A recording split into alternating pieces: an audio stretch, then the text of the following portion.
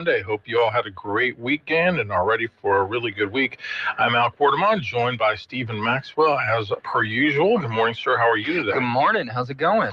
Doing all right. It's not too bad for a Monday. You know how Mondays are. You're always, just trying to get everything in order, get it rolling, and here we are this morning trying to do the same. We are doing that. Give us a second as we're trying to get our live stream up and running here today. How was your weekend? Good. We went to that Tommy B. Walter Blues and Cues event that they had on Friday. Mm-hmm. Then after that, we did absolutely nothing. Well, you had a pretty good time. It was a lot of fun. Good event. They had 1,400 people. You had a very pretty date. I did. She puts up with me this long. As long as I take her out to blues events. You've outkicked your coverage. That's true. Then I spent the rest of the week, I watched all the new Dune movies. Oh, really? Yeah. Huh. Fantastic. Oh, yeah? Might be my favorite movie. Oh, gosh. Here we go. No, I like sci-fi. I never watched Dune. I never knew anything about Dune, and I'm a big fan now. It's great. Huh. I don't think I've watched any of those. It's not really down your alley, right? You don't think so? Well, you're not much of a sci-fi guy, are you? Yeah. I mean, it depends. Is Dune kind of like Mad Max? Or am I confusing that with something? They're both kind of have that dystopian feel a little bit, but kind of a creepy feel. But I don't know about who's that. in Dune? The new one? Yeah. Timothée Chalamet, that young actor who's kind of like the new young lead role guy now. Okay, you don't know who that is. Zendaya. I know who that is. She was dating the Spider-Man guy, right? Mm-hmm. Yeah, Walken, what's his name? No, I'm saying like the other actor, older guy, Christopher. Oh, Christopher. Yeah, got to have more cowbell. Yeah, him.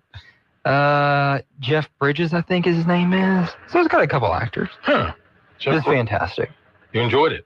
I did. Okay. I mean, it makes me want to read the books now because I love books. Mm-hmm. And I've always skipped that one over. But apparently, fun fact, he was inspired by the dunes or the author of the book. He was inspired by the dunes on the coast of Oregon, specifically Florence, when he went there, and that's where I was born. So it's meant to be. Okay. Interesting. Yeah. Okay, I'm done being a nerd. We got news to talk about. Well, I was going to tell you, though, that on Friday I went to see the new Superman. How'd you like it? I actually really liked it. Good. I tried not to pay attention to a lot of what you've seen in the conservative media circles about, it's woke or it's this or that. I really didn't pick up on that. I guess if you look hard, maybe you could see it in a couple of areas. I thought the most surprising thing was probably the fact that they portrayed the Daily Planet as a thriving newspaper. Yeah, you sent me that. I laughed for a minute. In this day and age. Do those still exist? Was it like in modern times it was based? Yeah. There's no way. Yeah, I know. Which is a travesty. Yeah. I missed the newspaper. And, this is probably isn't a spoiler alert, but there's one point where, so I guess a lot of the theme is around how the world's still trying to decide if Superman is good or not. Or America is trying to decide, is he good or not? But a lot of the seeds of discord, if you will, were actually being sown by Luther.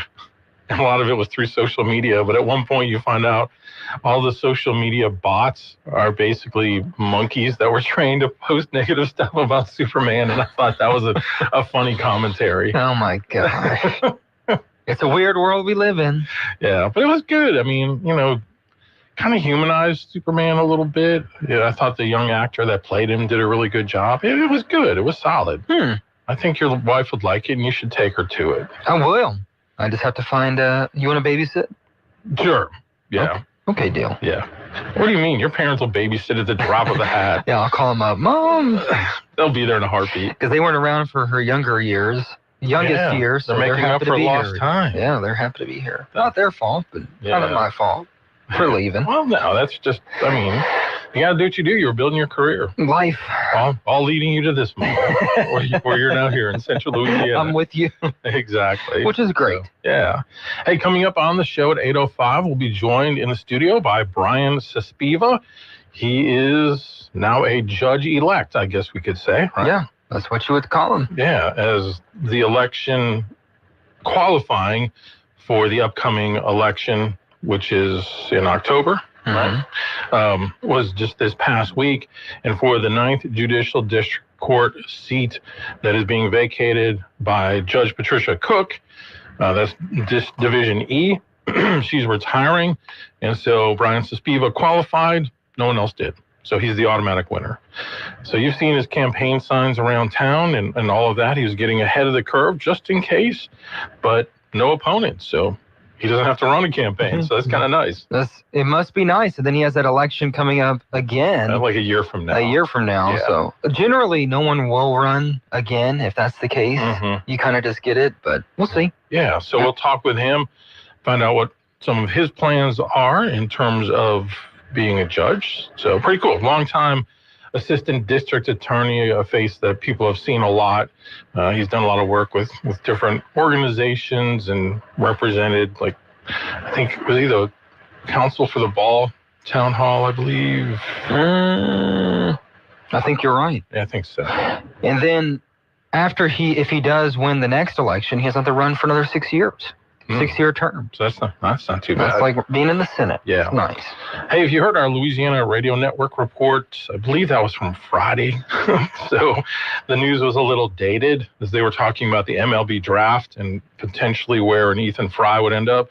Well, let's update you. The draft first couple of rounds were held last night. If you are a huge baseball fan, you were able to watch that on the MLB Network. Cade Anderson, the brilliant lefty for the Tigers, some had him going as high as number 1. He actually was taken number 3 by the Seattle Mariners, so that's not too bad. Then Chase Shores, another Tiger pitcher, was taken in the 2nd round by the Los Angeles Angels. Anthony Ianson, selected in the 3rd round by the Boston Red Sox. And finally, Ethan Fry, young man from this area, selected in the 3rd round by the Houston Astros. Wow. So I'm guessing maybe growing up in Rose Pine that he was maybe an Astros fan. Could be. Well, that's a great organization to play for. Yeah, so pretty exciting for him. He was taken number 95 overall in the 3rd round. So 4 LSU Tigers taken in those first 3 rounds yesterday. That's pretty cool. It is. Good stuff. Anybody for the Brewers you're excited about? Yeah, they got the 3rd baseman from Tennessee. He actually played first base last year, but just a real character kind of guy. He's fiery. There was that game against, I think it was either Wake Forest or Vanderbilt, where the coach was having words with this young man. Fisher is his name, and Fisher just stepped up there and hit a massive bomb to kind of shut him up. So now the Tennessee baseball coach, he was kind of the main analyst on the MLB Network last night, or one of the main analysts. So when he was picked, he was pretty excited. Oh, good. I think Tennessee had 3 players taken in the 1st round. Wow. So y'all going to be scrappy now. Well, scrappy Brewers. Brewers are loaded. Their minor league system is loaded. Uh-oh. Are y'all going to be like the Astros from a few years ago? Maybe so. Huh? I hope so. Right cool. Now, yesterday they won their 7th game in a row. They have 56 wins at the All-Star break, the most they've ever had. I can see a twinkle in your eye for a long time. Oh, Lord, here we go. They're making some noise. I've been there before, man. Now, their rookie pitcher, he's only pitched 5 games, and he was named to the All-Star team. and wow. Some of the Philadelphia Phillies were complaining about it, calling it a joke and blah, blah, blah. But not Philly. Yeah, but here's the thing, because they're like, oh, we have 2 of our guys that are deserving. Yeah, well, they asked your guys. One of them declined because he wants the rest. The other pitched yesterday, so he couldn't pitch anyway. Turns out they did an article. There were like 16 players that the National League had asked to pitch, and they all declined. So they're like, well, then let's just go with this guy. You know, he's exciting. And, yeah, but Philly fans are the worst. Aren't they? In every sport. Yeah. Oh, I had to laugh. We were watching an episode of the Goldbergs the other night, and the Goldbergs, it's this family based out in Philadelphia in the 80s, and their neighbor is a Cowboys fan. So the father and son were watching the game with the Cowboys fan. Oh, no. He had his number 33, Tony Dorsett. Oh, really? Yeah. Wow. I thought of you. They are the absolute worst. You hate Philly. I hate Philly. Yeah. Like, my worst nightmare was them winning the Super Bowl. And then they did. They sure did. I mean, they were the best team. So. Yeah. But I was like the only guy rooting for the Chiefs in America, it felt like. Because they don't bother me. I mean, they're annoying. Teams that win all the time are annoying, but they seem pretty harmless to me. Yeah. I've always appreciated the Kansas City Chiefs fans. When I went up there in like 2011, they haven't won in like 60 years. They were the most fun fans. It's a great city. It is. Great city. It really is. The Taylor Swift thing's annoying, but that's a whole other topic.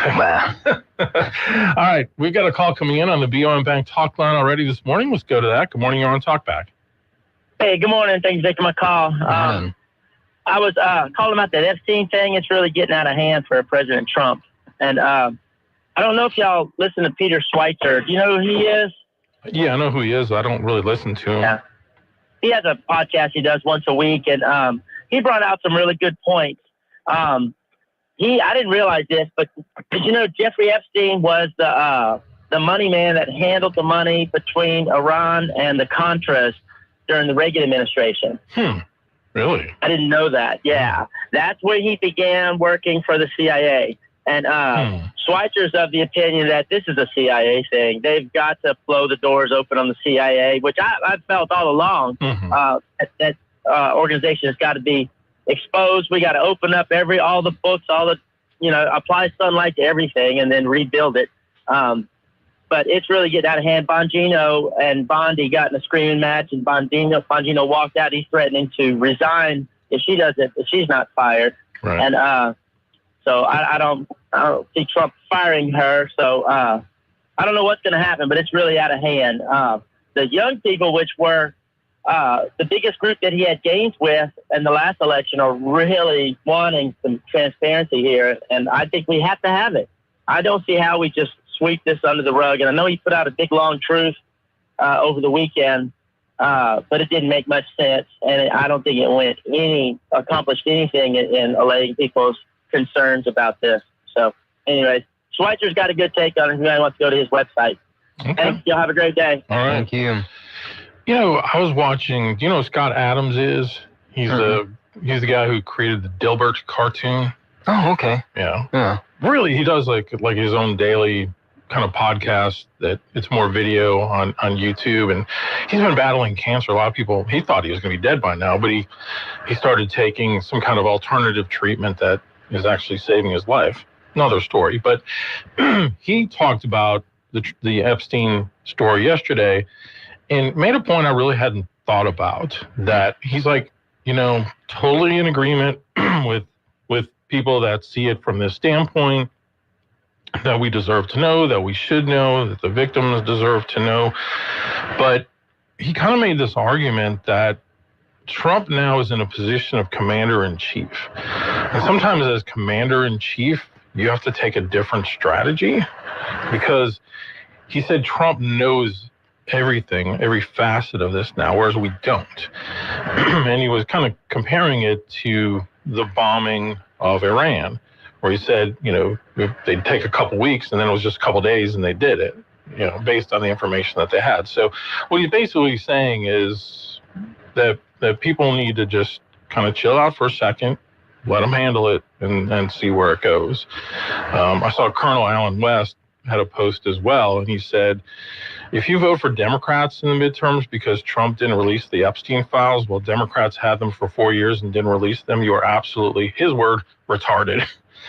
He said all the conservative influencers who are saying things like that should be absolutely ashamed. As far as I'm concerned, they're just as good as rhinos. The future of our country is at stake. Wake up. Y'all are playing into the liberals' hands. So there's that take, too. But, yeah, clearly a lot of the base is upset, and clearly those who love seeing that are fanning the flames as well, including people on the left and Democrats. Whenever the president talked about it, he just kind of seemed like he was gaslighting us at the moment. We'll see what happens. Yeah. But it just seems like he really wants it to go away. At this moment, it seems like he does. But for the other take, you just have to wait and see him. We really don't know. But at this moment, it seems like the guy is gaslighting us. So that's all I'm saying. Yeah. But it looks like Pam Bondi's going to be the scapegoat at the end of the day. I'm telling you. That could be. Yeah. All right, we need to take a break. More coming up. Talkback is sponsored by The Clinics, with 27 providers and 3 locations. Someone can see you today. Stick around. More of Talkback is on the way. This is a Bloomberg Money Minute. Futures are pointing to a cautious start to the week. President Donald Trump announced a 30% tariff on goods from the European Union and Mexico. Stocks posted moderate losses this past Friday, with declines ranging from nearly 0.25% to about 0.2%. Major retailers just wrapped up their online summer promotional events. Amazon's Prime Day sale helped boost online spending across all retailers in the U.S. by around 30% to around $24 billion, according to Adobe. That tops its estimate for the period ending July 11th. Amazon stretched its Prime Day sale across 4 days instead of just 2 this time around. Walmart and Target also held their own summer sales events. Kraft Heinz is weighing whether to spin off a large part of its grocery business into a new entity, allowing the company to focus on faster-growing areas like sauces. Kraft and Heinz joined forces a decade ago. Gina Cervetti, Bloomberg Radio. This summer, the Rapides Parish Library is turning up the volume and getting all jazzed up. Whether you're a cool cat or a little bebopper, there's something happening every week at your local branch. Live performances, hands-on crafts, cool programs for kids, teens, and adults. And yes, plenty of reading, too. Shake off that summer slump and keep the whole family learning and creating and having a blast. Read what you love, track your minutes, and win prizes. Join the fun and get all jazzed up this summer at RPL. If you'd like to take part in the show today, call the BOM Bank Talk line at 442-8255. That's 442-TALK. And remember, if you're looking to purchase or refinance your home, call Christina Bagwell at the BOM Bank Mortgage Department at 448-2430.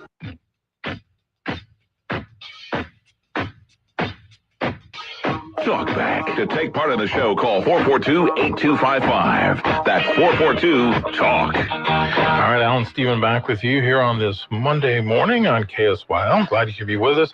You know, all the buzz is about the Epstein stuff. I get it. But here's a story that kind of went glossed over from over the weekend. So remember when Trump started talking tariffs, and then we still are hearing stories about tariffs because some more are supposed to kick in August 1st and how terrible this was going to be, blah, blah, blah. Well, on Friday it was announced the government actually posted a $27 billion budget surplus in the month of June. Wow. You heard that right. When has that happened before?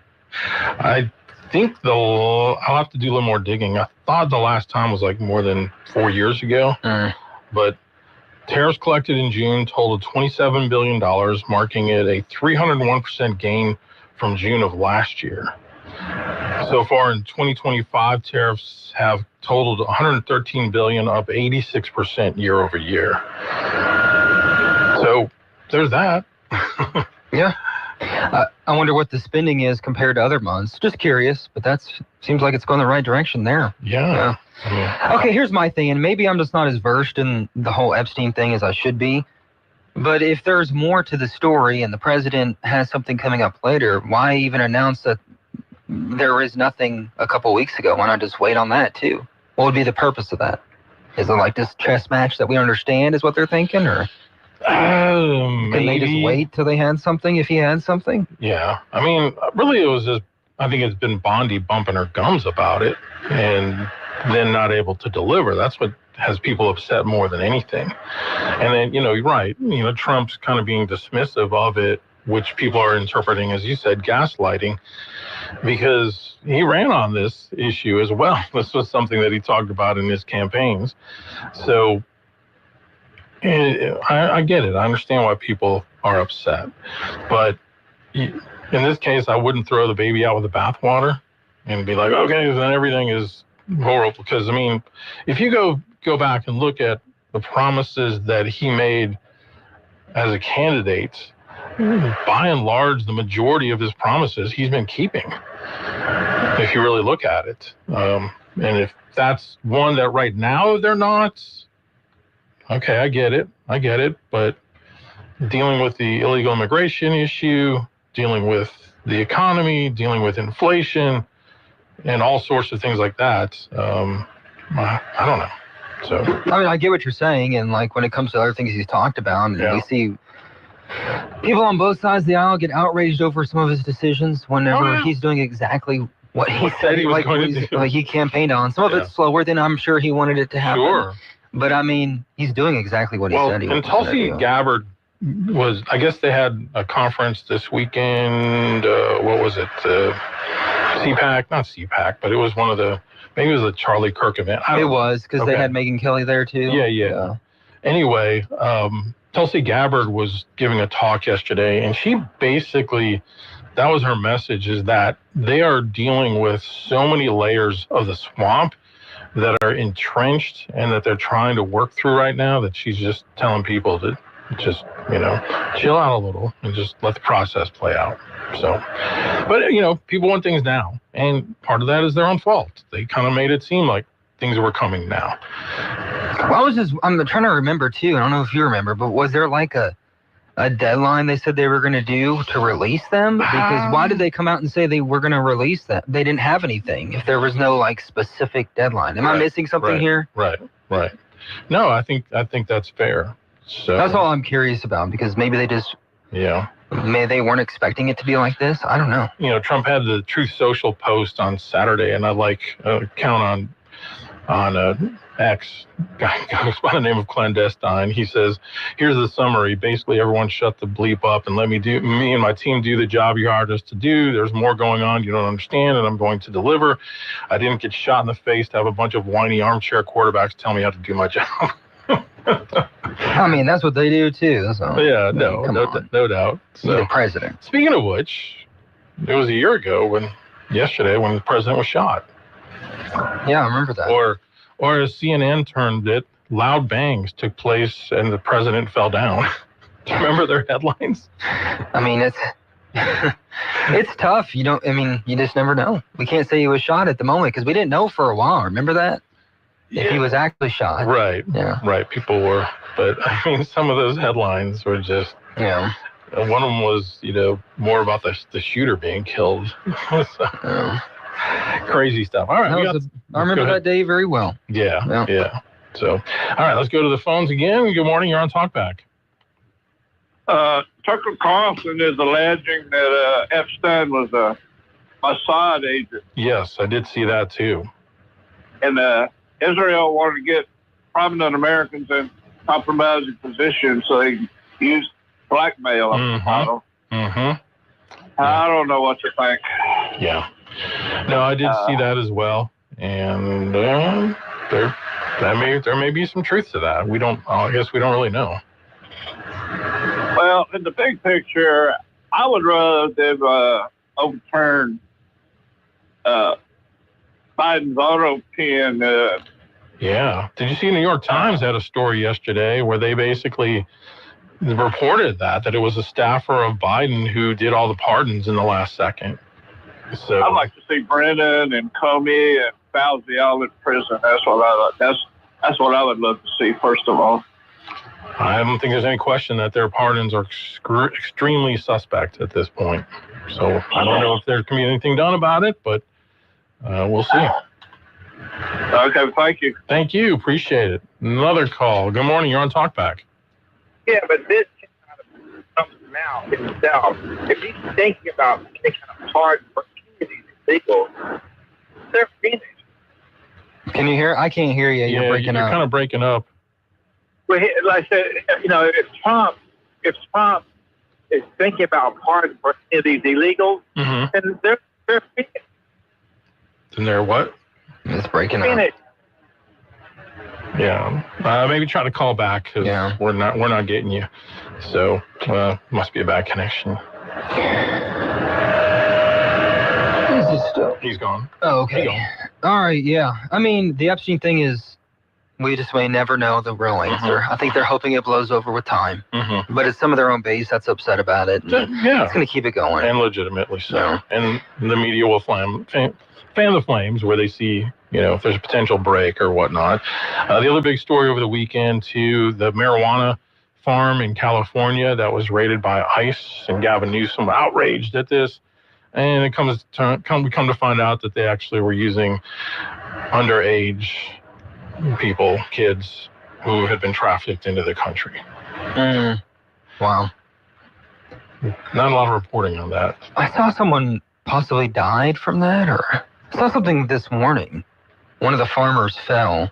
Oh, I didn't see that. Don't take that as gospel yet. Yeah. So. Yeah, and apparently one of the people that was arrested had been sentenced to 7 years for kidnapping and attempted rape with a prior conviction for attempted child molestation. Wow. Working on the same farm as the 10 kids that were taken into custody, one being 14 years old, meaning it's possible that they could have been as young as 10 when they were brought over a couple years ago. Pretty awful. Yeah. So Gavin Newsom is trying to flex on this. I just don't think it's the flex he thinks it is. Dude, he's obviously trying to run for president. He was in South Carolina last week. Yeah. So we know where this is going. And yeah. I don't know. I feel like the one who jumps in early like that, like over 3 years early, never pans out to be much. I sure hope not with that guy. He has absolutely destroyed one of the greatest states in the country, California. My brother lives there, and it's because it is such a great place to live that he stays, but Newsom makes it just insufferable almost to be there. What is it? I'm curious. What is he most concerned about? Oh, just the cost of everything, the taxes, gas prices, you name it. And you see where Karen Bass, the mayor of Los Angeles now, she's offering illegal immigrants money cards if they're afraid to go to work because of ICE. That's nice, though, because remember when all the people lost their homes in the Palisades and she offered money to them? No, I don't remember that either because she didn't. KSYL. Hello, I'm Dr. Noah Miller. I'm the new guy at the clinics. I'm a family medicine physician from Vedrine, Louisiana, and I'm now accepting new patients. Call today for an appointment. The clinics offers a wide range of services, including primary care, family and chronic care, urgent and acute care, on-site lab and x-ray as well. Same-day appointments are available, and we accept most insurance and Medicare. Experience exceptional care at the clinics. 1587 North Bolton. Call 445-9823 or reach us online at theclinics.us. Looking forward to seeing you at the clinic. It's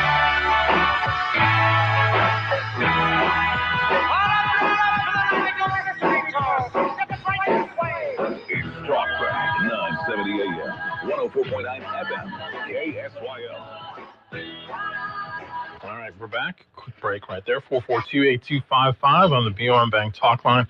And to your point, people on the right are upset about the Epstein situation. Matt Walsh, hadn't heard from him in a while. He's been on vacation, and he posted on Saturday, "I've come back from vacation to learn that Epstein apparently wasn't an international child sex trafficker, even though he was arrested for being one. There's no client list, even though the Attorney General said she had it on her desk. He did kill himself, even though the video proving his point was edited. No prominent or powerful people are implicated, even though dozens of them flew on his plane to his pedophile island, and the whole issue doesn't matter, and so we should move on and never talk about it again." Wow, glad that that's settled. Like I said, we don't speculate here, but I mean, a lot of them were in that elite circle for a very, very long time. Some of the same circles that he claims as part of a swamp. So I wouldn't be surprised if there's something interesting in there for him, too. It's probably unsavory, to be honest with you. Epstein's lawyer said that he saw the list and Trump wasn't on it, or at least not visiting the island. Yeah, who knows? We don't know. Yeah. I feel like if that was the case, I'd go ahead and release it. Yeah, the only thing I can figure is releasing it may trigger or spark some unintended consequences. Could be. If I'm giving the benefit of the doubt. Yeah, I guess so. Okay, back to the phones. Good morning. You're on Talkback. Hey, happy Monday. Happy Monday. So what did you give Superman? Right. Did you say you gave it a 7 when you called in Friday? 7.5, 7.5. All right, I'm going to 8.5. Wow. And honestly, I would go 9, except for the fact that my gosh, they had more profanity in it than it needed. I mean, for a Superman movie, which, a lot of kids were there, I'm like, Gunn, what are you doing, man? I mean, 1 or 2, okay, maybe it fits, but it just seemed gratuitous at times. If you had Lex Luthor coming after you, I'd cuss too a little here. No, Superman doesn't cuss. Oh, okay. No, it's Luthor that others. Oh, okay. Well, he's a bad guy. I'll tell you one thing though, because you know how for us that grew up with like Saturday morning cartoons in the 70s, and the Justice League was one of those cartoons. They have the Justice Gang. It's, some of the people they show the Justice League building, and then you have the Justice Gang, which is Green Lantern, Hawk Girl, and who's the other guy? Mr. Terrific. He was he was maybe the show stealer, wasn't he? He was a terrific guy. Yeah, he was great. I've never heard of him. Yeah, well, he's a black superhero, so maybe that's why. Yeah. Oh my gosh. I never heard of Hot Girl either. Yeah, I'll tell you what, I saw it a second time on Saturday, and after seeing that, I bumped it up to 8.5 or almost a 9. Oh, see? I liked it better because it was better the second time. The first, I caught some stuff. I don't want to give it away. Right. I don't know if any callers on here are really going to watch it or not. But they had, I'm not going to give it away, but I will say, one thing I didn't notice the first time, and this two things. It was Gotham City. They had a little sign saying a direction when they were driving around. That was on there. They had one cool thing. They had one of Christopher Reeve's son, who's actually a journalist on ABC. They had him making a cameo, which was pretty cool. See, I didn't realize that. Yeah, I'll have to look for that. Yeah, it's pretty cool. Yeah, and they also had a number of I found 4 or 5, 6 similarities between The Last Guardians of the Galaxy and Superman. Mm-hmm. If you go and watch on it, you'll see what I'm talking about. If you were to watch Superman watch it a couple of times, mm-hmm. and then watch Guardians of the Galaxy, the Volume 3. It was pretty good. It was better the second time. The first time was good, but the second time was a lot better. I appreciated a lot more the second time, but I noticed a lot more profanity the second time too. Yeah. But Lois Lane was quoting on one of the cuss words. Okay. If you'll notice that. Yeah. We said the super, I'm not going to say it on the word, but and Rachel Bresnahan is her name, I believe, who played Lois Lane. Pretty good. She did a really good job. Yeah. Yeah, so I think they did a pretty good job with the whole thing. I found out, I was reading up on, there's some fake, I don't know, it's a weird accent by Jonathan Martha Kent, Mom and Pa, which is weird. But they kind of had a southern accent, which Kansas doesn't have a southern accent. It has a western accent. Yeah, but the thing I saw an article this morning, James Gunn was trying to get accents from people, I forget who it was. I got to read it, but maybe parents. I think it may have been his parents in Missouri farm. And he got real farmers from Missouri to listen in to make sure it was authentic. That's how they got them. But apparently, I guess they moved from Missouri to Kansas is what he may be implying there. Oh, okay. I was going to say, Missouri's accent is not Kansas's accent. No, but I lived in southeast Missouri and for a little while in Cape Girardeau, Rush Limbaugh country. I worked at a daily paper there, but for a couple of years. Was it the Daily Planet? Yeah, I wish it was. Yeah, I wish my name was Clark Kent. So, cool. Did you hear what I said earlier? That was probably the most unbelievable part of the movie is that there actually was a flourishing newspaper. Yeah, I know. It's like I think in one of the comic books, Superman quit the Daily Planet and started his own blog. So I don't know if that's still the case or not. I read it. I haven't read a Superman comic book in a while. But yeah, but it's pretty good. I liked it the second time. He did a good job, Mr. Terrific. I guess he'll get his own movie one day. That guy was awesome. He was. He did a great job. Man, yep. He did a good job. We'll see what happens. I don't know when they're going to come out with the next one, but it should be pretty good. I do wish they had cut down on the language some, but Guardians of the Galaxy had a bit of language too, and it made that for sure. But it was pretty. But it was pretty clean. It didn't have the sex in it, right? And a lot of the other stuff. I guess it's clean by today's standards. True. All right. Well, thanks for the call. We want to get some others on. Appreciate it. We even cuss in our politics now on the daily. That's true. That is very true. Oh, come on. All right. Another call before we go to the break. Good morning. You're on Talkback. So I want to thank that last caller for just spoiling the plot for Superman for me. I never have to go see it now. He reveals everything. Not quite. So, Al, you owe me something. I did you a favor Sunday, so you wouldn't have to do it. I took one for the team. Okay. I watched the entire game of the Indiana Fever versus the Dallas Wings. Wow. From tip-off to last gun. Okay. So I know that was a rather insightful review of Superman and James Gunn as a director, but if you'd like the review of the WNBA, I'm in. Okay. Well, what did you think? Paige Beckers, Caitlin Clark, did the matchup live up to the hype? So a couple things. It's a much more physical league than I gave it credit for. Mm-hmm. It was a lot of hand checking, a lot of fighting through screens, a lot of blocking out on the boards that I didn't expect from a women's game. I'm used to watching high school basketball, which is about like watching paint dry, but this was a lot better than that. The weak point of the league is the officiating, and not just the calls on Caitlin Clark or Paige Beckers, but on the out of bounds and the possession and jump balls and moving screens and that sort of stuff. The officiating was the weakest point of the broadcast.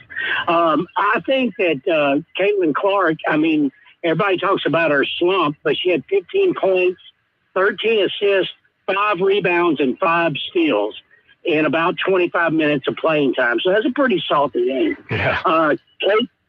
Paige Beckers was probably a better individual performance, but they have no depth.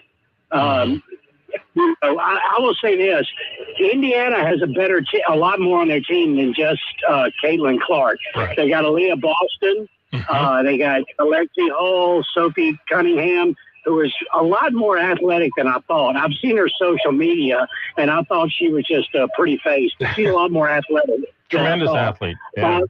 She really is. I mean, she's very fast, catches the ball really well.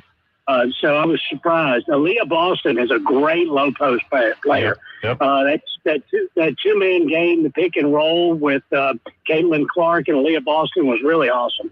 So it wasn't the worst basketball I've seen, and it's actually better than some of the NBA games I've seen this season.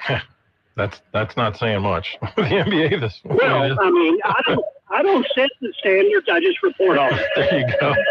You report, we decide. Well, I mean, anyway, much like the Superman review, I thought, well, it's kind of thundering and lightning. I had a long Saturday, so maybe I'll just waste a few hours on the WNBA. And I'll have to admit, it wasn't a total waste. Oh, good. Well, thank you for the report. We appreciate it. All right. What's that? I'll never get another one. That's one and only. One and only. History has been made. All right. Thank you for the call. We need to take our last break. Talkback is sponsored by The Clinics with 27 providers and 3 locations. Someone can see you today. Stick around. More of Talkback is on the way. Attention all real estate agents, property owners, and lenders. When you or a client needs a real estate attorney, call the professionals at Thompson Law Firm. Whether the legal matter is basic or complex, the Thompson Law Firm can accurately guide you or your client to a successful outcome. That's why numerous industry professionals have trusted the Thompson Law Firm for years. They also handle estate planning, successions, and business law. Call them at 473-0052. I am a paid non-client attorney spokesperson. Working as a dedicated Fidelity advisor, I always ask, what's important to you? I'll look at those priorities and goals alongside your full financial picture to build a comprehensive plan designed to help grow and protect your wealth. With proactive portfolio insights and an eye on taxes, I'm here to help you make the most of your money. I'm Laura Maxwell, and I'm a dedicated Fidelity advisor. Learn more at fidelity.com/wealth. Investment minimums apply. Fidelity Brokerage Services, LLC, member NYSE, SIPC. Ooma. What was that? That is business phone bliss with the Ooma Cloud Phone System. It handles all our voice, video, and messaging needs. You sound very calm. I am. Ooma has everything I need to run my business more efficiently, like virtual receptionist, call routing, and video conferencing. And it starts at just $19.95 per month per user, plus taxes and fees. Ooma. Nice. Find your business comm at ooma.com/radio. 970 AM, 104.9 FM, KSYO. To take part in the show, call 442-8255.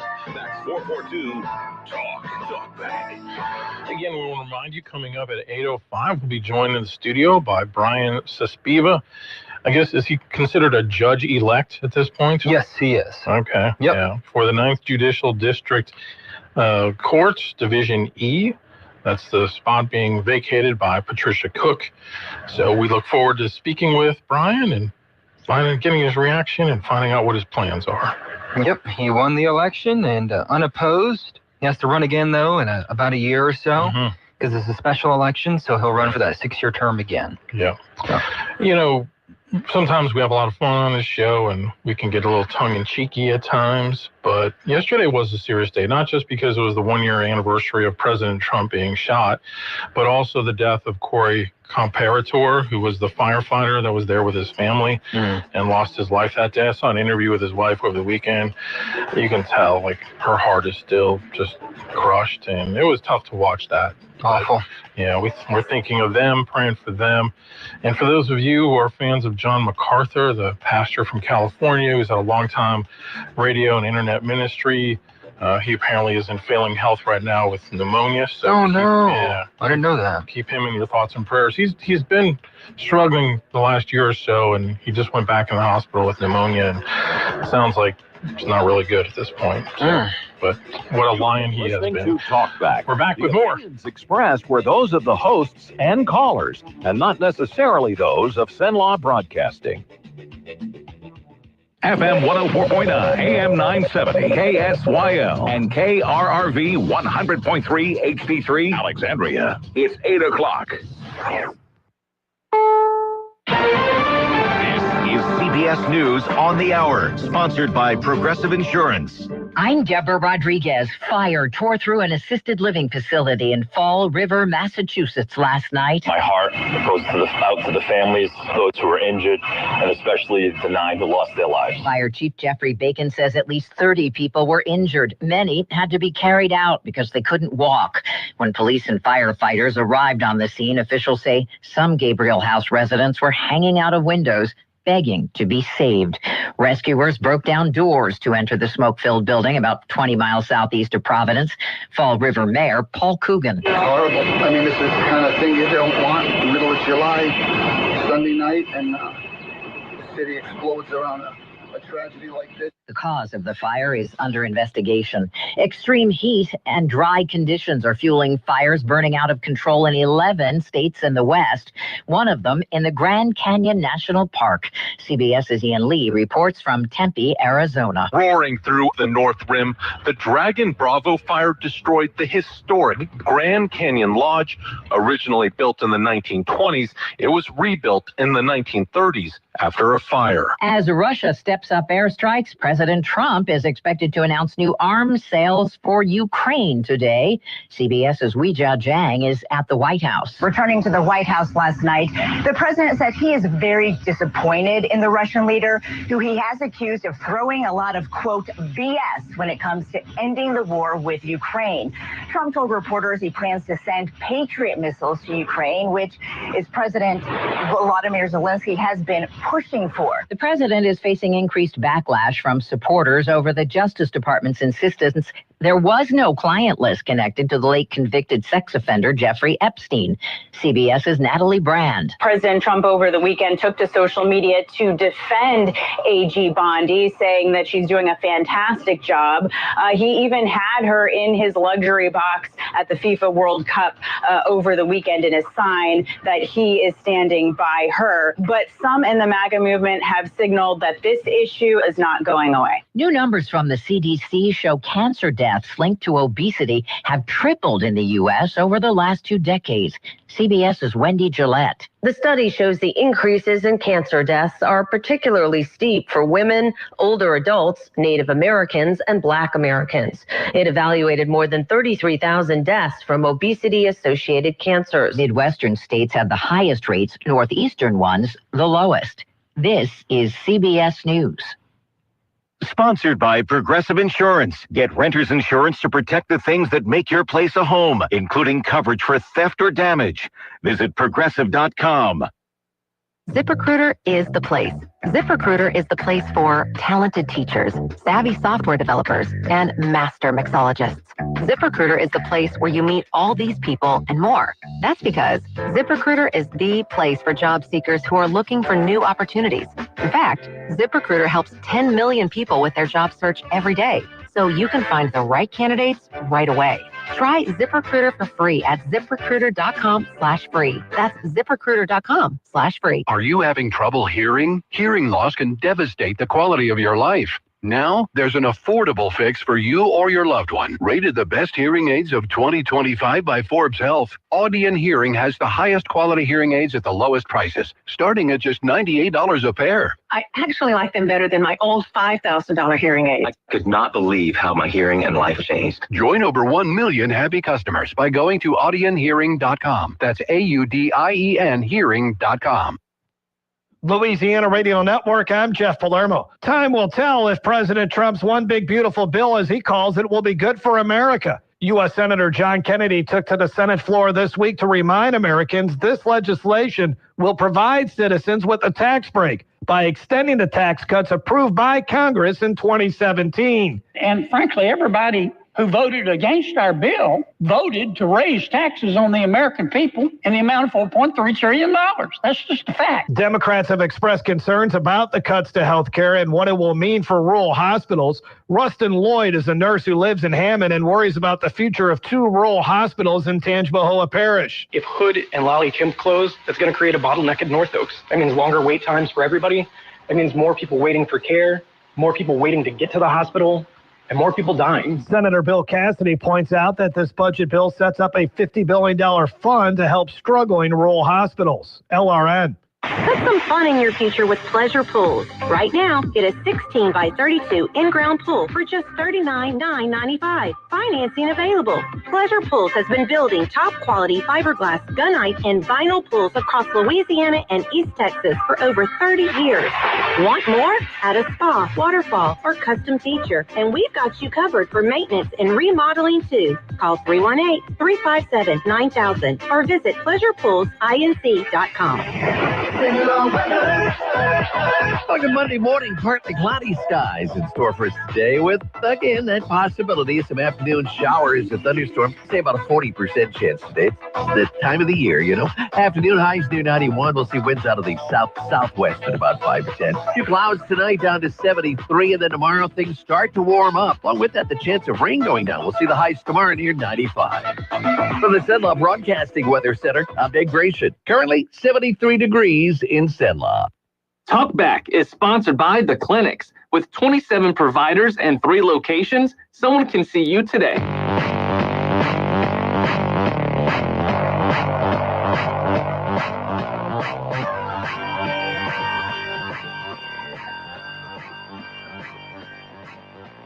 It's Talkback, Central Louisiana's longest-running talk show. Whether it's the guests or the callers, Talkback is where Central Louisiana begins its conversation.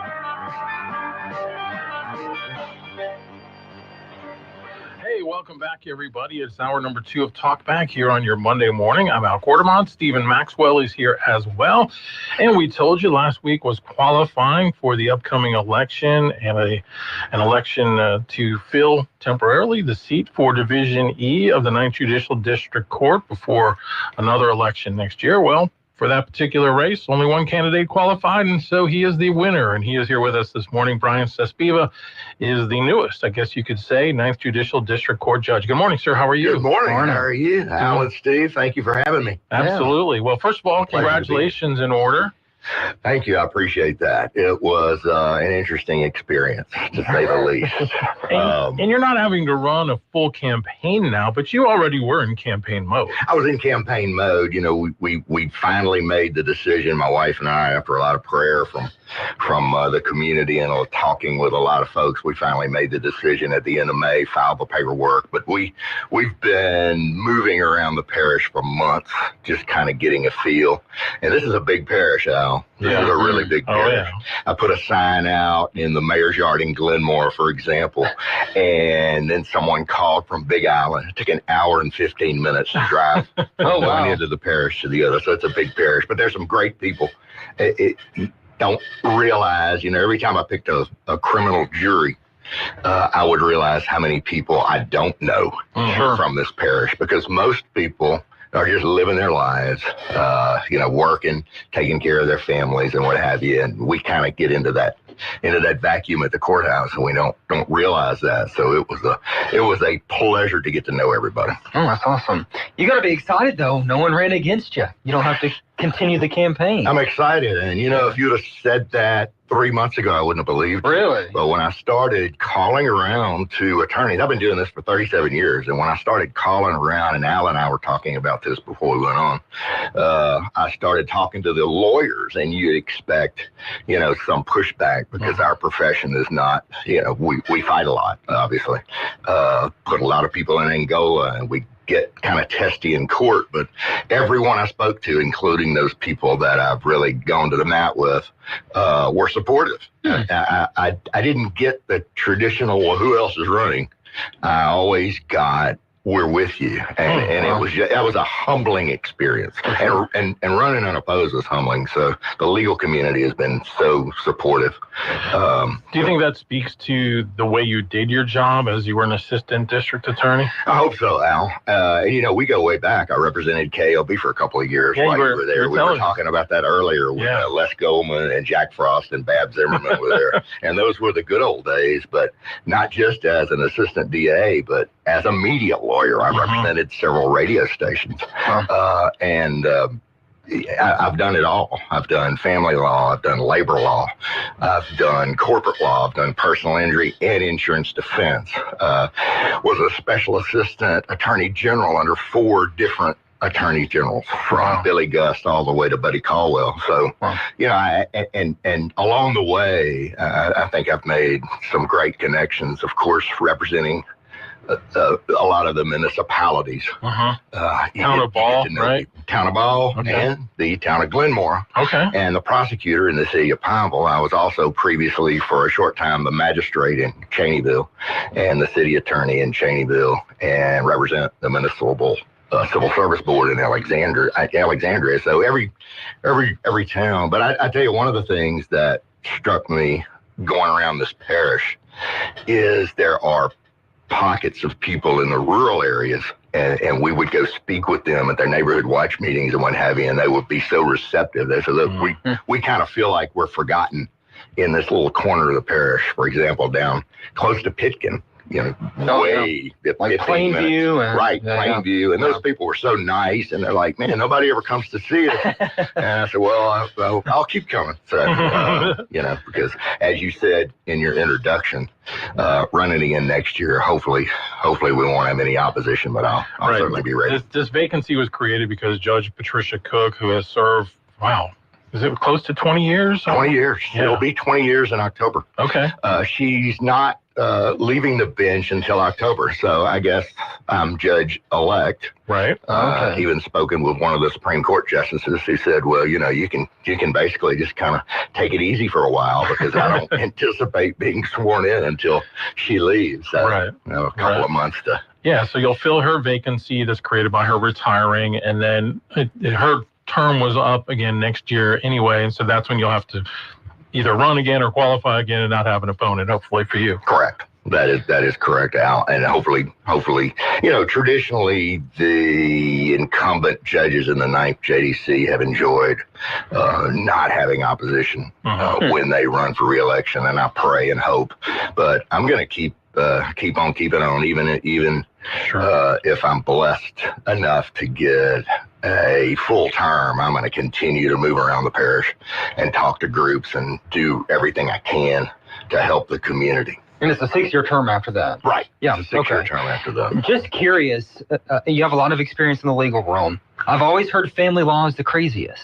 Family law is absolutely wow. I can imagine. And I would anticipate moving on to the civil bench. I may do a little bit of time on the juvenile bench, according to Judge Lampert, possibly. But I anticipate hearing that, because I did a lot of family law, and it doesn't matter. And I can tell you this, from a lawyer standpoint, it doesn't matter if you get everything that a client wants. They're still going to be mad at you.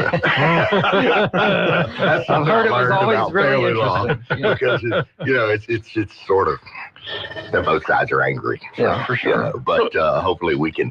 And one thing I want to do when I do that is focus on best interest of the children.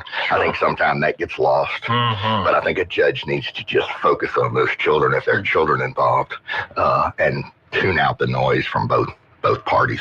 Yeah. How long were you with the DA's office? 16 and a half years. Okay. As a felony prosecutor. Wow. And I spoke to a group the other day about this. I was blessed to have a 100% conviction rate in jury trials, and I really and I don't say that to brag. I say that to make this point.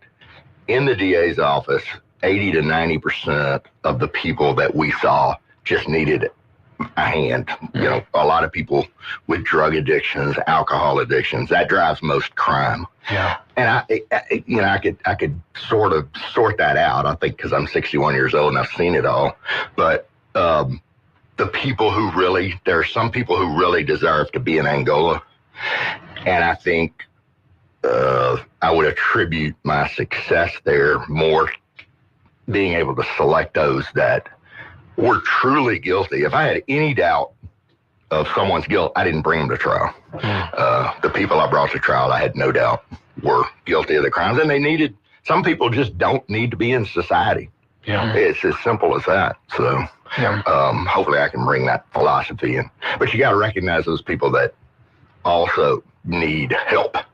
Now there's been a lot of cuts and what have you. I understand from talking with Judge Cook and others as far as programs go for some of those people, but we're going to do the best we can to steer those people in the right direction. And you know, if I end up on the criminal bench, we'll be discerning and the guilt and innocence of those who may not be so deserving. How is that all decided in terms of which judge handles what area? The judges decide, and it goes by seniority. Okay. For example, I'm not sure who the senior judge is right now. Probably Judge Doggett, or Judge B. Well, I believe it's Judge Doggett. She would have the selection of whether she would like to be on the criminal bench or the civil bench. Right now she's on the civil bench, and that was her decision to move to the civil bench. And it basically goes by when you got elected. Is there a specific area that you would like to be in more? I know you may not be on the highest of the totem pole yet, but what's an area you really enjoy? I'm at the bottom of the totem pole. I didn't want to say that. But I'll say it for you. At least you stay grounded that way. But next year, my understanding is there may be some moving parts. So I'll probably be bumping up. Eventually, kind of like my friend Lauren, eventually I would like to end up on the criminal bench because I think my last 16 years, that's what I've focused on. But I am prepared to serve on the civil bench for probably what's going to amount to a few years. And like, and that's everything. And I think I've done everything: property law, media law, labor law. You see family law issues. You see insurance defense, personal injury. You see all of those aspects of the legal profession in civil court. So you better be ready for just about anything, any day. So civil law is more just where people are suing somebody for some reason. That's correct. Property, suing over a property line or a divorce, a personal injury case. We've even when I represented KLB, we ended up in court with Mike Small, for example. Wow. I don't know if you remember the Garden District rapist case, but Mike was trying to have the courtroom closed, and I represented KLB in that case under the First Amendment, under the New York Times versus Sullivan case, which we utilized to actually facilitate. We won the case.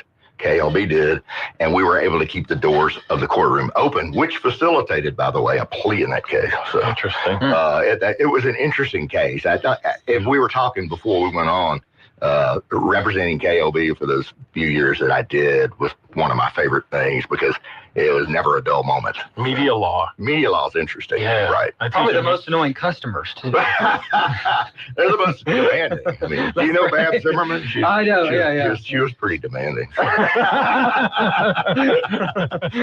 a dear friend. I love Babs. Steven's favorite class at LC was media law, wasn't it? I didn't do bad. You did fine. I did good in my journalism classes. Everything else I was no good in. Considering, did I teach that class to you, or was it math? It was math. Okay. Yeah. All right. I probably made like a B. I don't know. I wouldn't have gotten to law school for He was it, probably tougher than I would have been. Yeah, I don't know. You can go to law school with a B. I did. Well, do you want to share with him what your mantra was at LC? What's that? C's get I degrees. was more of like a D's get degrees. Kind of. Yeah. I didn't help the curves. So you're pay your fees, get your D's. That's right. Yes. As long as they got their money, right? I've heard B's, but not D's. You're setting the bar. Exactly. Yeah. So the other kids will feel better. So a year ago, we were probably going through a similar process with Lauren Lampert when he was running. Of course, he won that race. Has he been giving you advice? Have you talked to him at all when you were considering getting in? Absolutely. Lauren was one of my mentors when I started in the DA's office with Jam Downs. And then Philip Harrell won, and I kept working for Philip, both of them friends. Lauren was there, and Lauren kind of mentored me because I had been doing mostly civil media, governmental law, a lot of governmental law with municipalities and what have you. But Lauren kind of mentored me along. He's been very encouraging, and I've spoken to him several times. Lauren is smart as a whip. Yeah. He really is.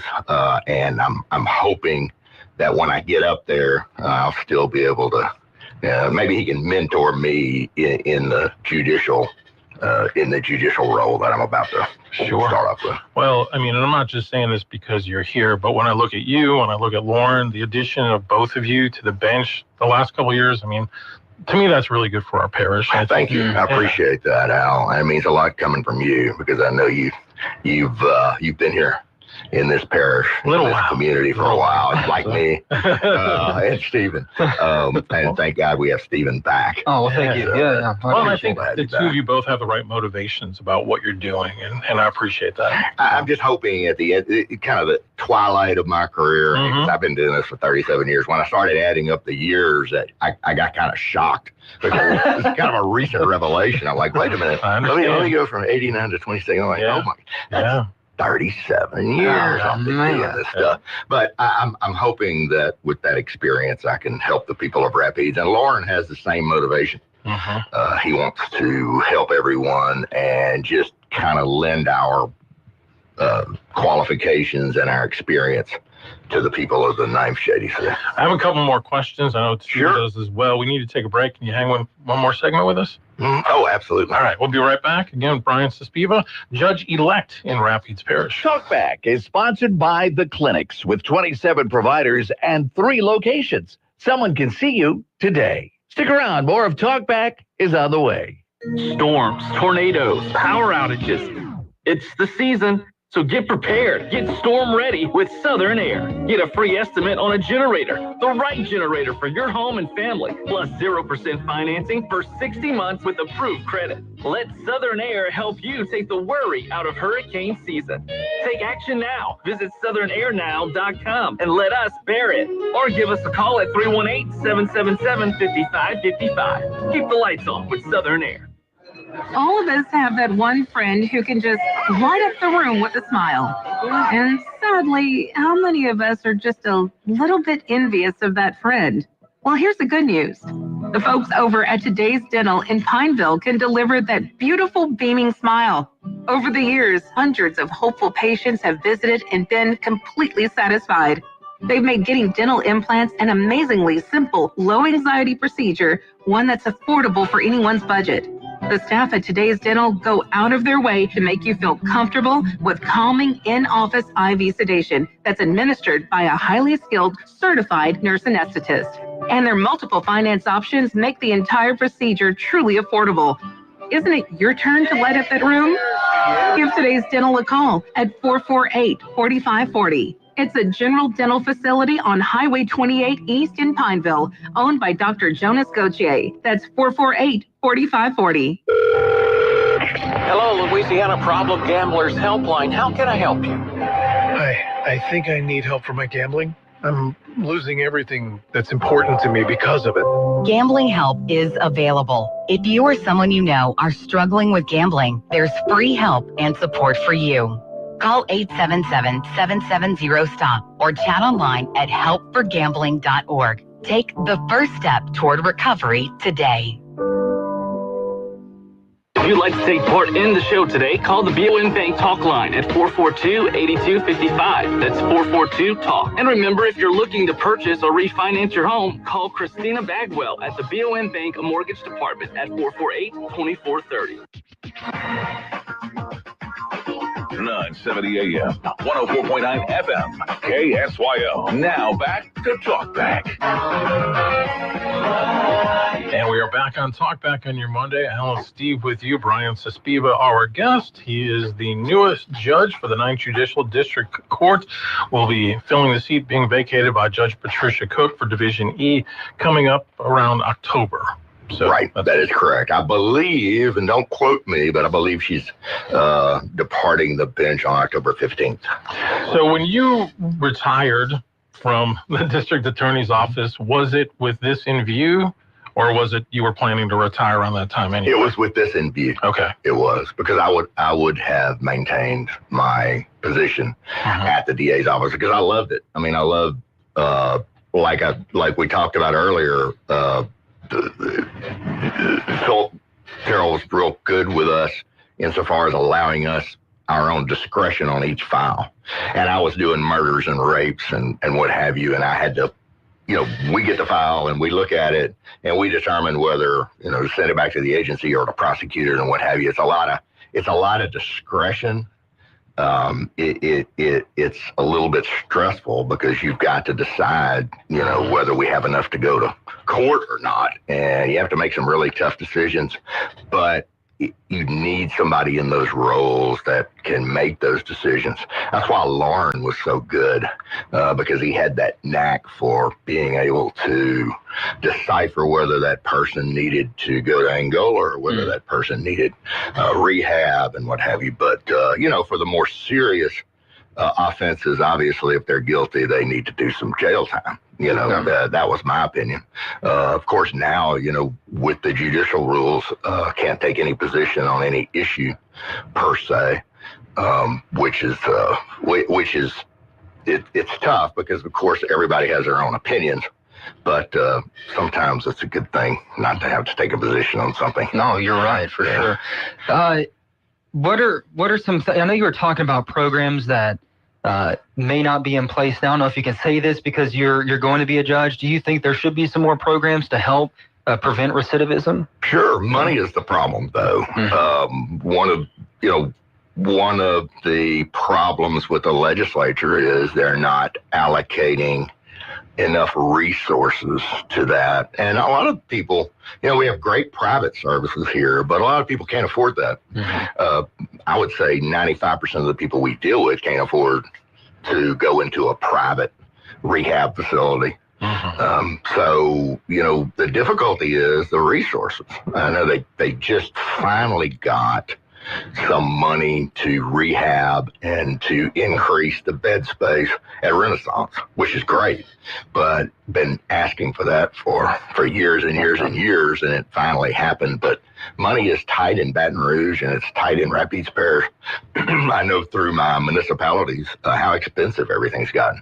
I mean, things have tripled, quadrupled. I know infrastructure in some of our municipalities, you're looking at 4 or 5 times the cost for a pipe, water pipe or drainage pipe than it was in 2019. So the same applies to the judicial system. And there's just not a lot of resources.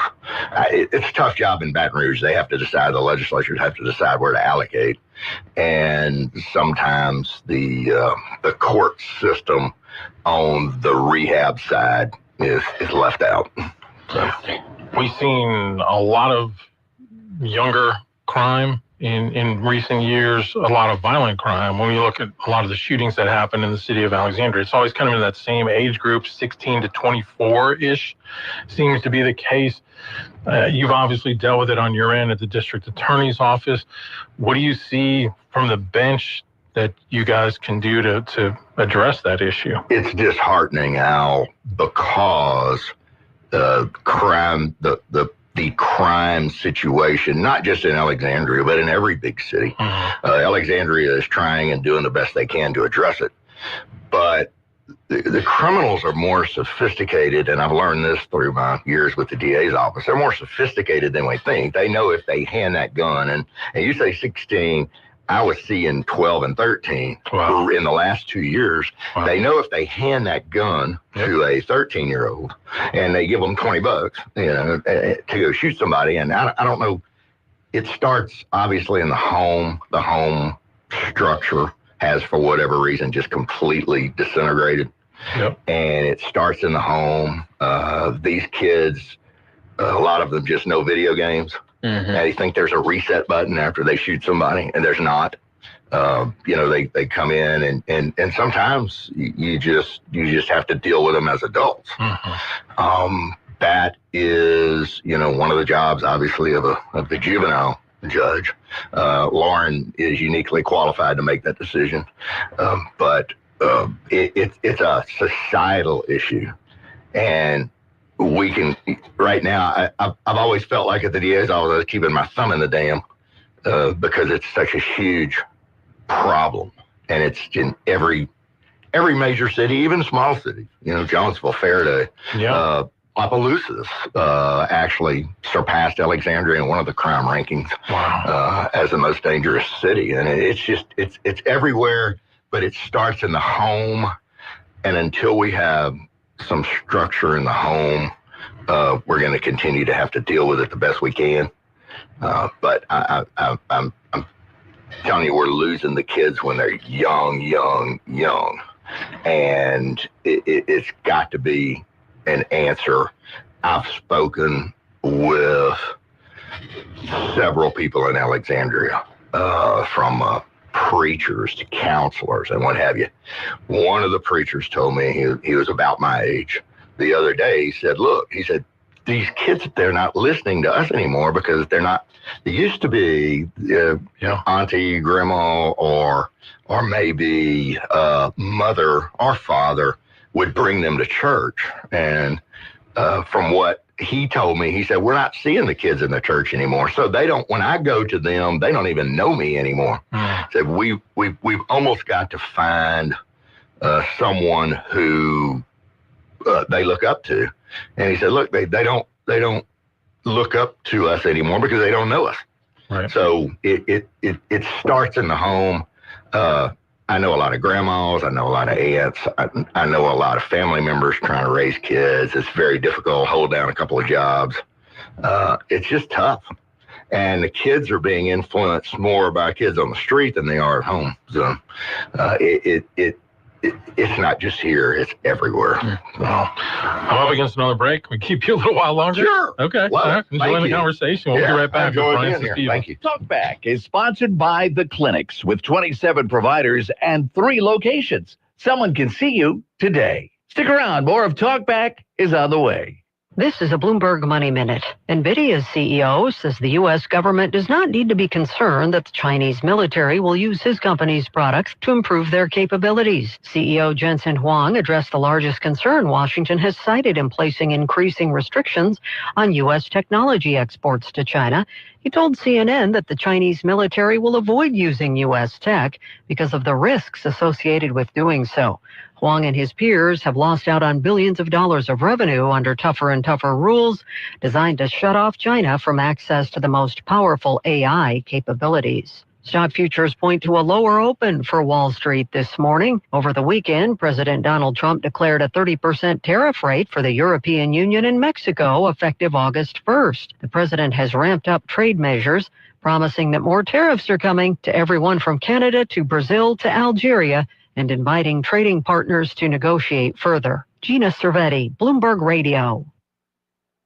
Get it, get it, get it, get it, get it. Get your dancing shoes on for the Natchitoches NSU Folk Festival on July 19th in Prather Coliseum on the NSU campus. Enjoy food, crafts, and Zydeco dancing with Chevy Carrier and the Bayou Swamp Band. Oh, do it, do it, do it. Children 12 and under get in free. The festival is supported by the Shreveport Regional Arts Council. Visit explorelouisiana.com to plan your trip today. Come join the fun at the Natchitoches NSU Folk Festival, July 19th. In Cenla, keeping your lawn looking great can be a real challenge. And that's why folks have been choosing our locally owned and operated company, Promo Fencing and Lawn Care. Promo can also be your local choice for fence installation and new landscape installs. They're real pros about it too, offering free estimates and financing for those bigger jobs, residential or commercial. Bring your vision to life with Promo Fencing and Lawn Care. Call 318-452-6265. Hey, it's Mike Rowe, and if you want to do business with a company that actually stands for something, switch to Pure Talk. I did. Sure, I appreciate being on America's most dependable 5G network with unlimited talk and text for just $20 a month, but what I really appreciate is Pure Talk's commitment to our military and to our skilled workforce. That matters to me. Save 50% off your first month when you dial pound 250 and say keyword Mike Rowe. Pure Talk, a wireless company that actually stands for something. My name is Ariel. I moved to the U.S. at 19. I spoke no English and I struggled finding job opportunities. Everything I have, I owe to the Adult Literacy Center and getting my high school diploma at age 22. It was an honor helping you achieve your greatness. Now you're helping others achieve theirs. It inspires me. When you graduate, they graduate. Find free and supportive adult education centers near you at finishyourdiploma.org. Brought to you by Dollar General Literacy Foundation and the Ad Council. Oh, good Monday morning. Partly cloudy skies in store for us today with, again, that possibility of some afternoon showers and thunderstorms. Say about a 40% chance today. It's the time of the year, you know. Afternoon highs near 91. We'll see winds out of the southwest at about 5 to 10. Few clouds tonight down to 73, and then tomorrow things start to warm up. Along with that, the chance of rain going down. We'll see the highs tomorrow near 95. From the Sedla Broadcasting Weather Center, I'm Dave Grayson. Currently 77 degrees in Sedla. To take part in the show, call 442-8255. That's 442-TALK. 970 AM, 104.9 FM, KSYO. Now back to Talk Back. All right, we are back. And again, Brian Suspiva is our guest, Judge-elect for Rapides Parish, 9th Judicial District Court. Our number is 442-8255. Are you okay with taking a phone call? Absolutely. All right, you might put the headphones I have pretty much heard it all in the last few months. All right, let's go to the phones then on the Beyond Bank Talk Line. Good morning, you're on Talk Back with Brian Suspiva. Good morning. I wanted to call and congratulate Judge Suspiva on his recent election. It speaks volumes of a person that goes in unopposed. Thank you. I appreciate it. Why do I recognize his voice? Well, I don't know. This is Jay Leno. Luno. I think I know you. I had to put these head things on, so it's kind of weird. I have a echo. Exactly. Look, with Brian and I first started practicing law, we were in offices across the hall from each other, and people in the office like Camille Gravel and Chris Roy Sr. and Greg Gravel, Jim Brady, Chris Roy Jr., all those guys. It was a great place to practice law, and we learned a lot from those guys. And I'm glad to see that my friend is ascended up to become a judge. It's nice to hear from a state senator. I appreciate that. I really do, Jay. Well, I Thank also heard your comments about the legislature not appropriating enough money, and I agree 100% with you. I want you to work with me and help me to get that money appropriated because we certainly need it. Absolutely, Jay. There's a tremendous need. Thank you. And I know you'll be on the front line because I know that's one of your main priorities is to help these young kids. So, well, congratulations again. Thank you, Jay. Thank you, Senator. Appreciate you calling in. That was nice of him to do that. That was very nice. And a fellow member of the bar? I've known Jay since we got out of law school, and we practiced in the same building, and he's outstanding. Our political philosophies have certainly diverged over the years, but he remains a good friend. I love that. It's amazing you can do that. It's amazing that we can do that. So that's just. We have another call coming in. Can you gotta get you to get the headphones together? I know. All right, you're on with Brian Saspiva. Yes. I'm not even sure, Mr. But first of all, congratulations. Thank you. I'm not even sure if you're the right person, but I was thinking in Alexandria about the homelessness and to be honest with you, the trashiness of our streets and stuff. Sure. I'm curious, is there a way that we could work with the situation? I know whenever you arrest a vagrant, they don't have no money to get out of jail, so they pretty much just go and get right back out or don't even go in the first place. Sure. Is there someone that y'all can implement back into the thing where they do community service or collect bags of trash and turn them in for their fine? Or is there programs that can be done like that? And you hit on a good point, and I'm going to take these off for a second, but you hit on a good point. One of the problems is jail space, because we have to reserve the limited jail space that we do have for murderers and rapists who should not be out on the street. Sure. And you have these poor folks that are in and out of jail. And look, I could probably name them all. Because being in the DA's office, you get to know them by name. But when you have someone who's committed 3 murders the night before, and you have a guy who may have been a disturbing the peace or public intoxication, and you have one cell, you have to decide which, and obviously the person who gets the cell is going to be the murderer, and not the alleged murderer, I should say. Now that I'm a judge, I have to rearrange my thought process, but the alleged murderer would have to get the cell, and it is a huge problem. Look, 10 years ago, and I've been here since, I was born at a Baptist hospital. It was called Rapides Regional. Mother from Buckeye and father from Colleen. So I've seen Alexandria through the years, and 10 years ago, we didn't have any homeless people in Alexandria. And now all of a sudden, there's been an explosion, and I don't know what to attribute that to, but I think you have a great idea. That's a fantastic idea that you have about having them maybe do some community service. The problem, of course, is going to be keeping up with them, because when they come in, they don't list a home address. Mm-hmm. We saw that in the DA's office a lot, so we lose track of them. But I think you have a fantastic idea. If we could develop some system where we could keep track of these folks and have them do some community service, maybe some cleanup. You're right. So I think that's a great point. All right. Thank you for the call. We have another one coming in. Let's take that. Good morning. You're on Talkback with Brian Saspiva. Good morning. Congratulations, Judge. Thank you. I just heard the trial lawyer, Senator Jay Leno, call in. And maybe it doesn't sound like we're going to ever beat those trial lawyers, so maybe we can work with them. And instead of sponsoring the Coliseum, maybe they can sponsor, the Board of Earls could sponsor like the Renaissance Home and get Gordon, probably maybe build you a new jail. That's one thought.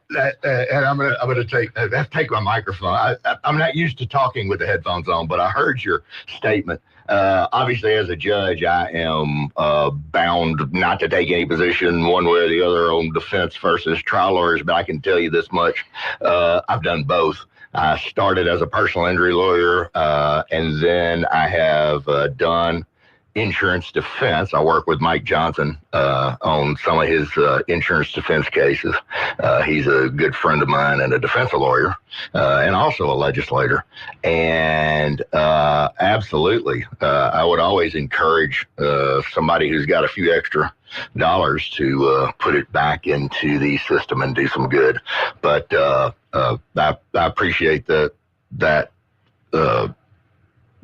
comment, and I'm probably I know in Jay, I'm sure that he's still listening, so I'm sure he heard you loud and clear.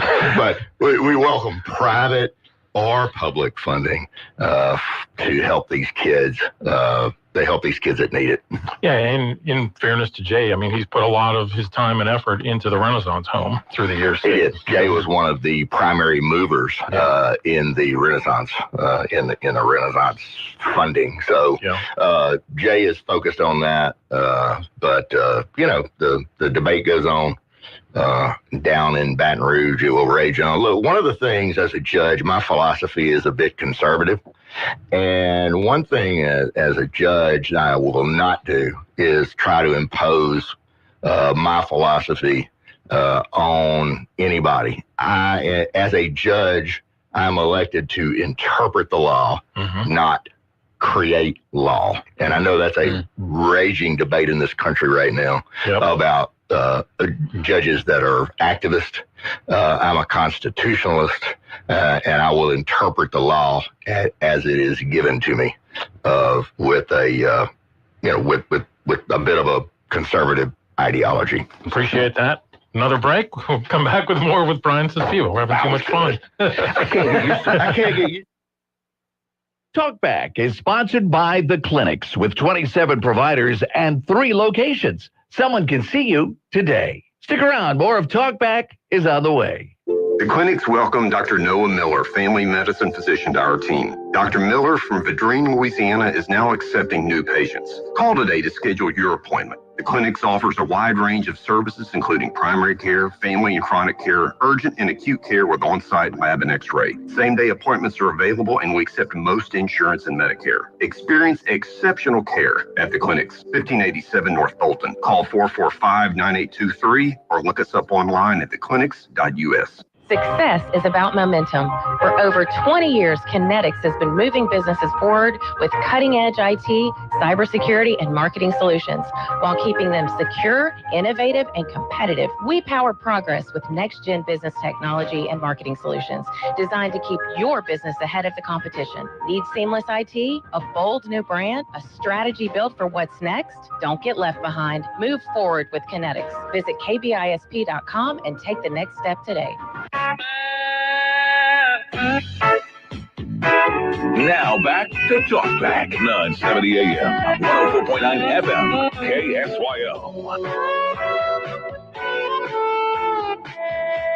right, we're back with Brian Saspiva. We'd only planned to do about 15 minutes, but this conversation has been so good, so we appreciate your time. Great. Yeah, thank you for staying with us. Hey, look, Al, I'll love to come back anytime you want me to come back. I really enjoy this because I think the people need to have a better understanding of the judicial system, and I think we need to do more public outreach. So On that note, one thing, if I could wave a magic wand and change one thing about Louisiana, cameras in the courts. Oh my goodness! Cameras in the courtroom. So awesome. Absolutely. I look back at our time at KLB and what a great job Brooke Buford always did covering, the trials and all the issues from the courthouse. But that if I have to see that video of the yellow seats and the empty bench another time in my life, because that's all we could show was file video or and the sketches. Sketches. Yeah, we did finally get a sketch artist. That helped. Brooke always brought a sketch artist to my trial. Yeah, and I would look at the sketch and me, I'm like,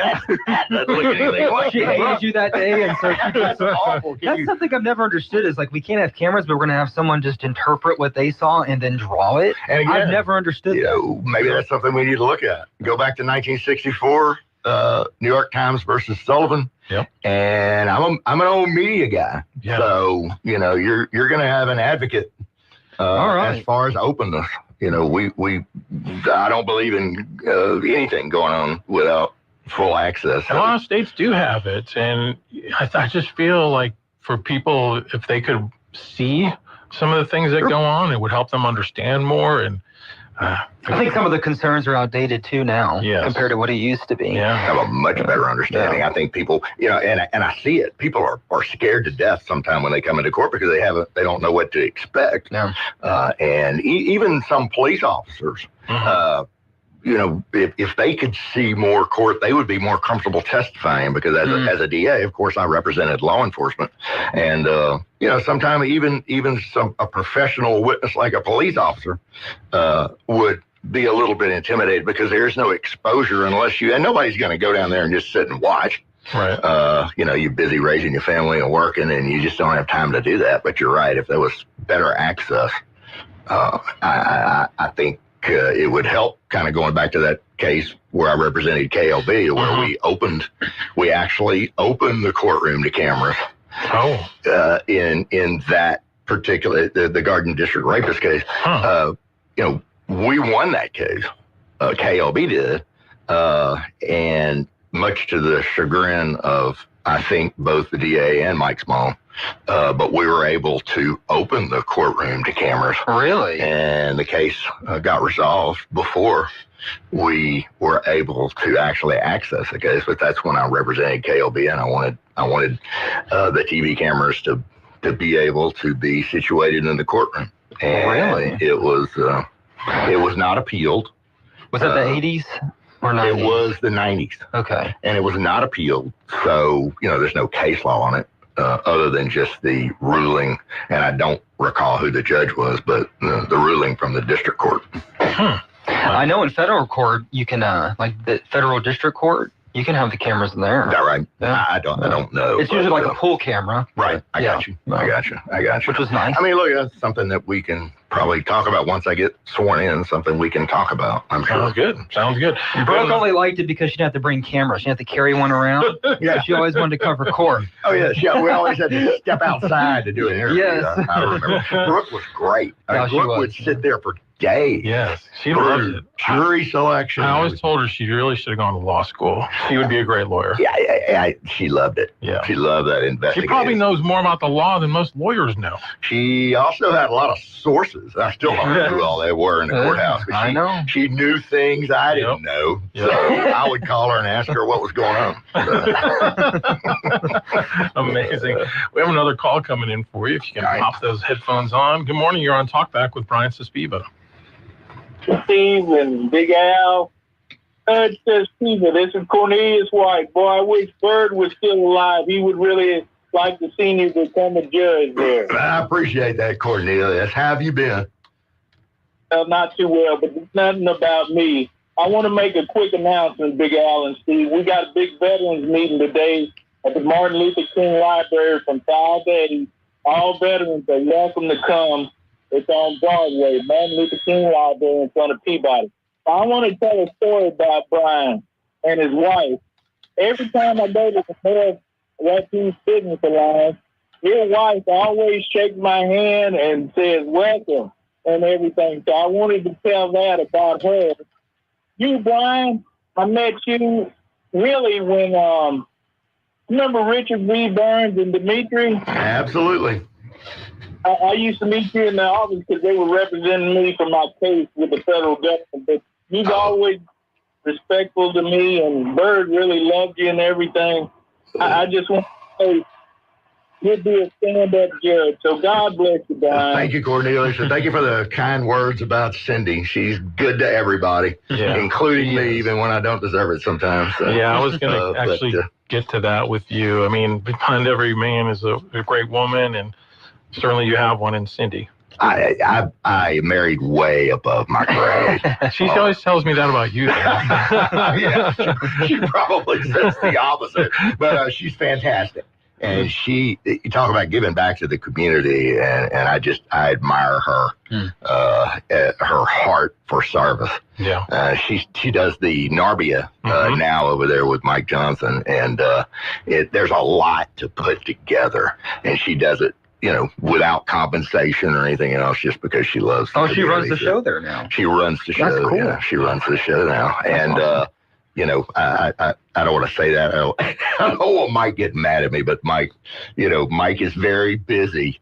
So she helps him a lot in doing the groundwork and what have you. And throughout our marriage of 29 years, she's just been fantastic and has taken care of the community. Was even at KLB for a while. Yeah. She was a ray of sunshine. She was so nice. We enjoyed always. her. Thank you. Always smiling, always happy. So that's God bless me. And we're all curmudgeons, except Miss Cindy. One last thing I guess I want to ask you about, because I, heard like Jay talking about when you guys first started and the people that you work with. It reminds me a lot of coming up through the media as well. There's that same kind of the way things were in the 80s, how they've changed now. How have you seen the law industry maybe change from the way it was 30, 40 years ago? It's changed significantly. Yeah. When I started with Camille Gravel, who was a fine gentleman and a great mentor and a brilliant defense lawyer, one of the best in the country at the time, it was a simpler time when Jim Brady and our other partner became federal judges. Camille kind of retired a little bit, and Greg and I, his son, started a practice. And back then it was easy. A lawyer could hang up a shingle and get all the business that they wanted. But now it's become extremely, as you know, extremely tough to hang up a shingle and just make a living anymore, because there are millions and millions and millions of dollars being spent, particularly on the personal injury, the media side, the advertising side. So it's significantly changed in that aspect, that very little of that personal injury business trickles down to your solo practitioner who hangs out a shingle. It obviously, the family law has pretty much stayed the same. They've tried the mediation process, and I think that's had some success. But family law is a huge percentage of what they do over there. It's a huge percentage. It's so adversarial that sometimes mediation just doesn't work. But that was not there when I started. There was no mediation process. Now there is. It's called collaborative divorce, and it's more trying to get, because a lot of times in family law, this is so sad. A lot of times, one of the parents or both the parents, it's usually just one, would try to kind of involve the children in the emotional aspect of it, and that was never good for the children. So I think that has gone more toward, thank God, more focus on the child or the children in a custody situation. So there have been some really significant changes. There's been a consolidation in the insurance defense industry. Back when I was started out, you had the Gold firm, you had the Provosti firm, you had Boland firm, you had Stafford Stewart and Potter. You had these huge defense firms, as you probably remember, Al. And now the insurance companies have gone more in-house. So you see a lot less from the defense firm side.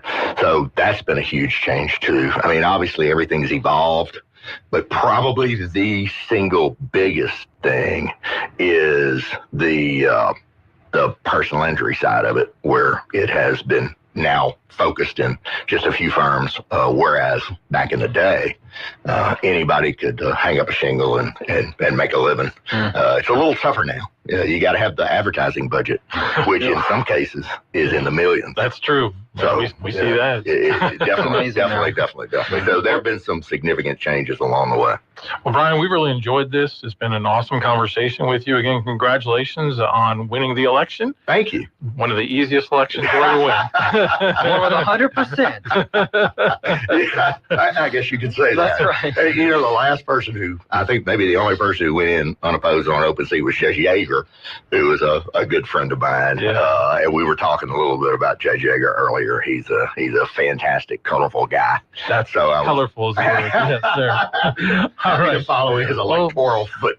We'll look forward to doing this again sometime soon. Thank you. I'll be back. I love this. Thank you. Y'all have the best job in the parish. Yeah, we like it. We like really it. All right. Thank you again. Thank you. Thank y'all. Talkback is sponsored by The Clinics with 27 providers and 3 locations. Someone can see you today. Stick around. More of Talkback is on the way. Imagine walking where land meets sea, where every step echoes centuries of stories. This is the Portuguese Coastal Camino de Santiago. From Cortez Riverside Charm to Galicia's Wild Coast, follow a path through fishing villages, ancient chapels, and windswept beaches. Walk the Camino. Feel the call. It's more than a journey, it's a transformation. Join our small group, escorted by Christine and Father Joy, in May of 2026. FreedomTravelLLC.com, your international travel architects. You too could have a beautiful smile in as little as 12 weeks. Exclusive to Today's Dental in Pineville, Virtual Align Clear Aligners. The fastest, most convenient, affordable way to straighten your teeth for people on the go. Plus, they're invisible. No one will know you're doing it. Experience the Virtual Align difference. Call Today's Dental at 448-4540. It's a general dental facility on Highway 28 East in Pineville, owned by Dr. Jonas Goche. 448-4540. The Greenhouse presents When the New Wears Off. Everyone in the family just loves that new pet. So cute, so fun-loving, but then the new wears off, and its people lose interest. What then? Make no mistake, this animal's love is unconditional. He still loves his family like he did on day one. Please, be kind, and make sure your family is willing to be responsible before bringing a pet into your home. The Greenhouse.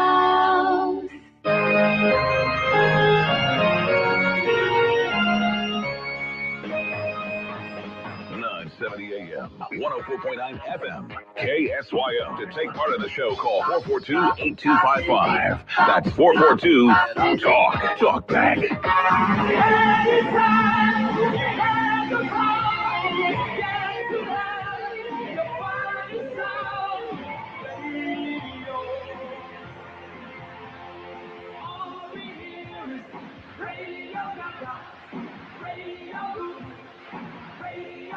Maybe we should have that as our return music. I love it. I love me some Queen. Well, that was the performance of Queen at Live Aid 40 years ago yesterday. Really? Yeah. And Queen they pretty much stole the show that day. Oh, I could imagine. They made a whole movie about it, pretty much. Yeah, Bohemian Rhapsody. Wasn't that the name of the movie? It was the movie. You and I went to see it together. We did.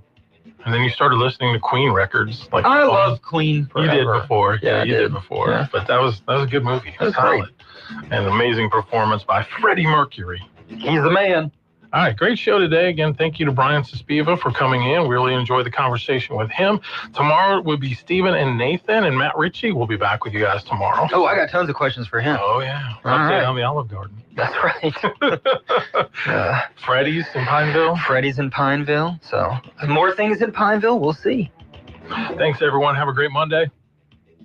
You've been listening to Talk Back. The opinions expressed were those